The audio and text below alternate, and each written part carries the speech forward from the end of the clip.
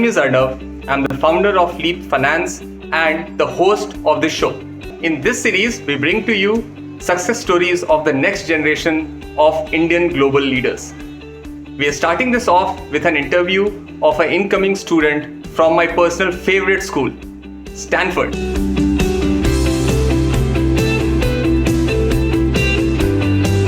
This is more about your application. What was your GRE score? 326. And what was your GPA in your undergrad course?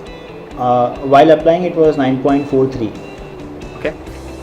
What is that one thing that is most important for your profile when you're thinking of studying abroad? Between GPA, letter of recommendations, SOP, research experience, extracurriculars, of all these things, if you had to pick like one thing, what would that be? Okay, so I guess letter of recommendations are the most important aspect, because everything that you write, every project that you mention in your CV, or every quality that you mention in your SOP, that is boosted 10 times or maybe a lot of times more if someone is there to ratify it, right? So if the same things your professor, your recommender mentions in his essay or in his form, I mean that serves as a check against what you are saying is true. I mean that's the biggest boost that you can get. And if the recommender himself is a good researcher, as a part of a good institute, I mean that can really boost your profile. But again, you should keep in mind that only helps once your profile itself is up to some level. Only then the recommendation is there to boost it. So I mean if your profile is not there are a lot of blank spaces, your recommendations cannot help. But if you have a good profile, if it makes an outstanding profile if you have a good letter of recommendations. Great. Next question. Which was that one personal trait your SOP was centered around? It was dedication to my work, I guess, because I was fortunate enough that I figured out what my primary interest or primary field of primary research field was. So from then onwards, I worked constantly in that direction, because my internships, both of my internships, my projects, and everything was centered around my primary field of interest. Okay, so next question. When you applied to Stanford, how confident were you that you'll get in on a scale of 1 to 10? Very honestly, I had 1 or 2, because I mean I really didn't expect getting into Stanford. It was the last two, one of the second last results that came out, and I was already contemplating between the earlier options that I had. So it was not really something I really expected. Okay, next question. Describe in one sentence why Stanford gave you an admit. My profile was holistic from the very beginning, as in my experiences were diverse, my extracurriculars were diverse, and to top it off, my academic background was solid. So I guess that is what worked, because as I said earlier, Stanford sees a holistic exhaustive view of a person, and I made sure that I portrayed myself the best way possible that they wanted, and that worked. Okay. The next section is the advice section for our users who are thinking about studying abroad, and we'll be asking you questions on how they can prepare their profile in the best way possible to study abroad.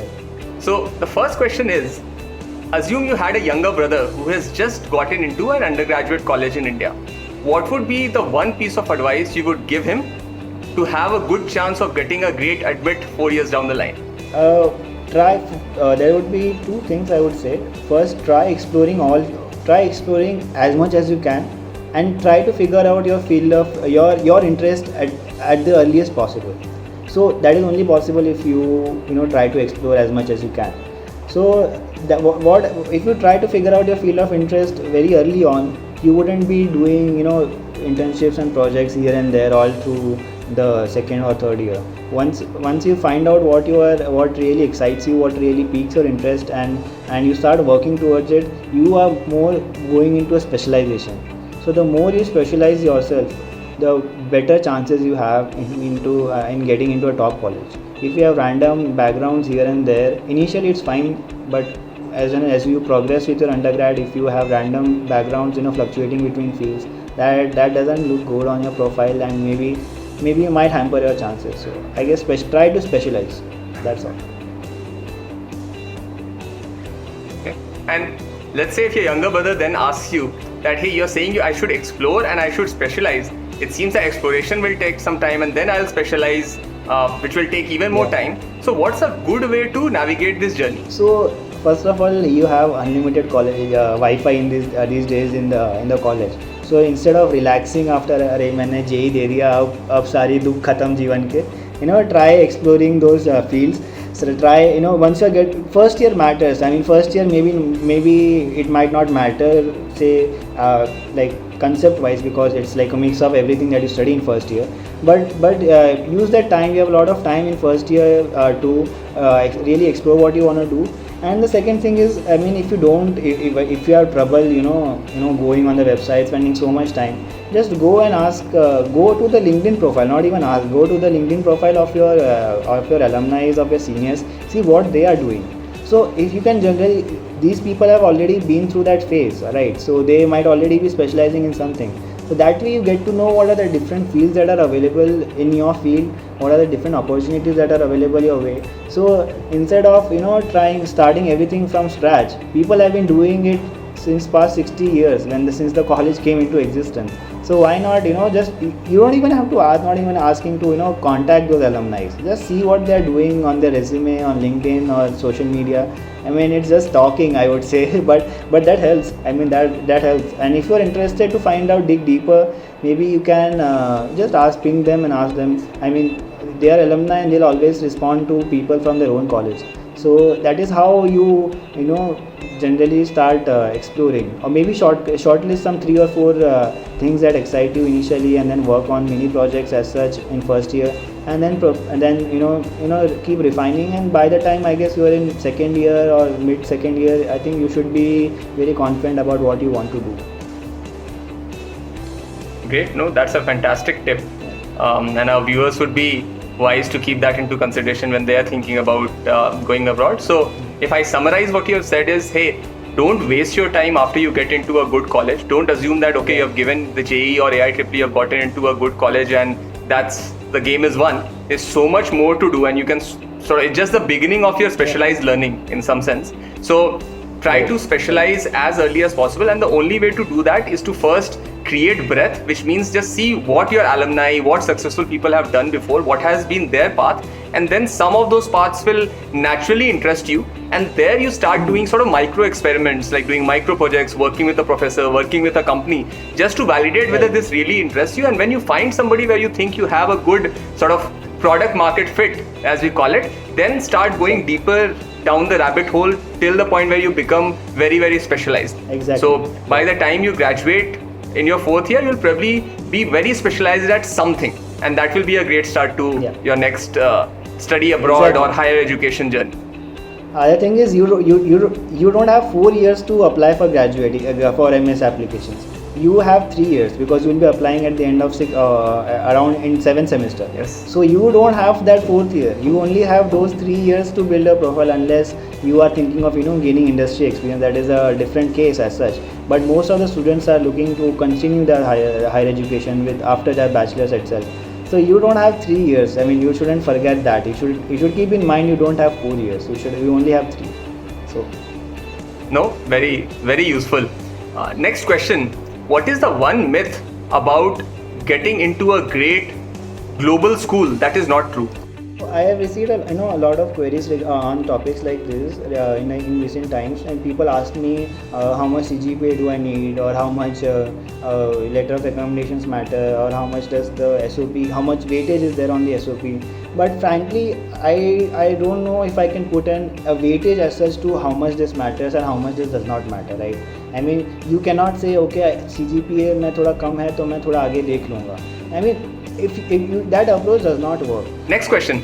What is the one hack that you discovered during your application process that most people don't know about? What I think it should be like, since there is no clear-cut definition on what the college is looking at. Wow. I mean, you don't know how admission committees review your application. So try to be good at everything. Don't try to compensate one thing for the other, because you may never know what how it works out in the future. You may never know, okay, if you score, if you do not score well in GRE or in the future something happen. Just do the best in every points that matter in the application process, and then leave it up to fate, right? I mean, then leave it up to destiny. Then you don't have to regret, think about अगर मैंने ये किया होता तो शायद ये होता. So that shouldn't happen, because that is the worst feeling. Not getting an admit is sad, but regretting is worse than that. So just do your best and then leave it up to destiny. That's all. Nothing has weightage as such. Got it. So, and for the benefit of our audience, this is a great tip. How did you reach out to these people? So some were my as I said, alumni are a very I keep stressing on it because I am very thankful actually to have alumni like who have helped me a lot. So you can either get in touch with your alumni, or if your alumni is there's no one that you know of, you just try pinging up people on LinkedIn. I mean, obviously Facebook and maybe Instagram obviously won't work, but if just try to get in people who like from different colleges but who are working there. They have helped me out also. Like I was confused about ETH Zurich as well, between Stanford and ETH, and there were like I pinged up a guy from ETH Zurich who was from IIT Delhi. So he helped me out about what he thought about the post grad scenes and all. So that helps. I mean, that is how you get first hand experience rather than going through the data and the internet yourself. Right. Okay, my next question is, tell us about one resource that helped you a lot. It could be a website, a blog, a YouTube channel that most people don't know about, but it helped you immensely during your journey. It's right there, it's right there in front of everyone. You see them every day in 8 in the morning taking attendance. That is the most useful resource for me, I think, and that is the professor. So your department has a good faculty, right? You are in a good college. Your department has a good faculty. So maybe not all professors would be helpful. Maybe some would be their own research and all. But you will always find some 2-3 people who will be ready and would be enthusiastic even to help you out. And I was indeed lucky that such a professor faculty was working in my field itself. So that's a big help that you can get, because you have a proper guidance, because he has been both in the industry and academia. He has already seen so many people study under him. So that really helps. I mean, you can just approach him, ask him that please give me your guidance, and instead of just bitching about the attendance and this and that, and then coming back to the room at 5, spend some time with him, see what he has to say, see how, I mean, he can give you tips about improving your application, improving I even got my SOP reviewed by my professor, and he's a senior professor. I mean, he's not some assistant professor who has time a lot, but he still made time for me and reviewed my SOP and pointed out stuff that I should add, should I remove. So that does not happen in one day. I mean, you cannot just go to a professor, sir, please review my SOP. So you have to build a relationship. You have to build a relationship with these professors.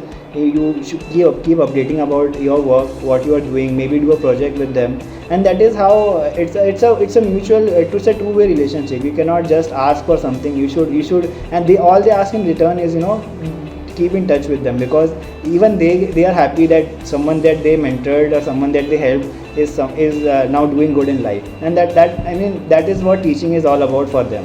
So it's a build a relationship from second year, maybe once you enter your own department.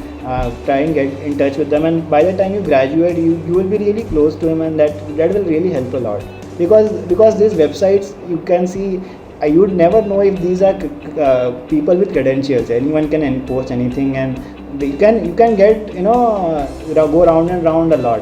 What you need is some very accurate guidance, and that I think a professor is really helpful.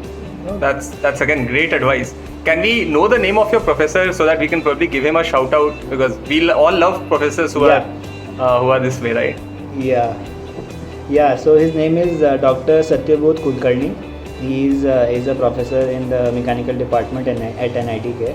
So I also did my final year thesis project under him, and he's also working in MEMS as such, MEMS and materials. So he was a really helpful for throughout this journey of mine. Fantastic. So that was Aditya, freshly minted incoming graduate student at Stanford. I hope this conversation was useful for you. If you have any questions for Aditya, please leave them below in the comments. If you know anybody who is thinking about studying in their dream global school, please share this video with them. Thank you and bye.